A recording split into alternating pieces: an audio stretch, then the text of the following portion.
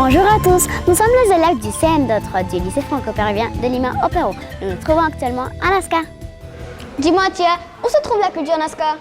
Nazca se trouve à 450 km au sud de la capitale. Mais quelle capitale? Mais Lima, bien sûr! Aujourd'hui, nous allons vous parler de la culture Nazca. Tout d'abord, nous allons vous présenter l'origine de cette civilisation. Ensuite, nous vous expliquerons les différents états de la culture Nazca. Puis, nous vous parlerons de cette région ainsi que de son climat. Après, nous vous présenterons les différents types d'artisanat et les découvertes qu'on a pu faire sur cette civilisation. Pour finir, nous vous présenterons la céramique Nazca. Commençons donc par essayer de comprendre qui étaient les Nazca.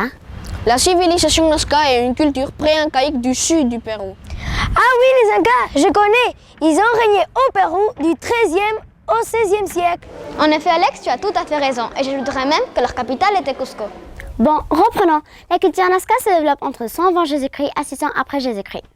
Ah ouais, elle est surtout connue pour ses géoglyphes, si je ne me trompe pas. Mais dis-moi Alex, c'est quoi les géoglyphes? Les géoglyphes sont des dessins. Ils peuvent être gravés sur de la pierre, un mur ou de la terre. T'as pigé? Pigé. Tout à fait, Christophe. Ici, à Nazca, les géoglyphes sont d'immenses lignes tracées dans le désert proche de la ville. Nazca est dérivé du nom contemporain de la région où régnait cette civilisation. Oh là là. Allez. Par contre, par ici, il fait très chaud. Très chaud. C'est une région semi-désertique qui se situe entre la cordillère des Andes et l'océan Pacifique. D'après mes informations, la température varie entre 25 et 30 degrés Celsius. Il ne pleut que 4 mm par an. 4 mm? Mais c'est rien ça! Ah ben j'ai bien fait de prendre ma casquette et de me mettre de la crème solaire alors. Il faut cependant savoir qu'on ne connaît pas le nom que ce peuple se donnait. Par contre, on sait qu'avant les Nazca vivaient dans la région les Paracas, cette période appelée période Chavin. Les différentes étapes de la culture Nazca sont... Moi, je ne la connais pas très bien. Tu peux nous aider s'il te plaît, Alex? Pas de problème. Les différentes étapes sont Nazca initial 100 avant Jésus-Christ à 200 après Jésus-Christ. Nazca moyen de 200 à 300 après Jésus-Christ. Et Nazca tardif de 300 à 600 après Jésus-Christ. C'est clair maintenant, Tia? Oui, merci, Alex. D'après les archéologues, ces personnes vivaient dans des huttes recouvertes de chambres. Mais ça veut dire quoi, chambre? Tiens, tu as sûrement déjà vu cela. C'est de la paille dans des grands lèvres qu'on a fait sécher pour couvrir les maisons. Le champ peut s'adapter à des conditions difficiles de climat. Vent fort, froid, neige, du soleil. T'as pigé? Oui, j'ai compris. Merci, Vérasol. Mais dites-moi, comment faisaient-ils pour survivre dans un désert pareil? Ça devait pas être facile tous les jours quand même. Ils ont fait des aqueducs souterrains pour pouvoir irriguer leur culture. C'est Saint-Christophe. Les aqueducs sont des canaux aériens ou souterrains qui servent à capter et à conduire l'eau d'un lieu à un autre. Mais qu'est-ce que Nazca cultivait dans le désert?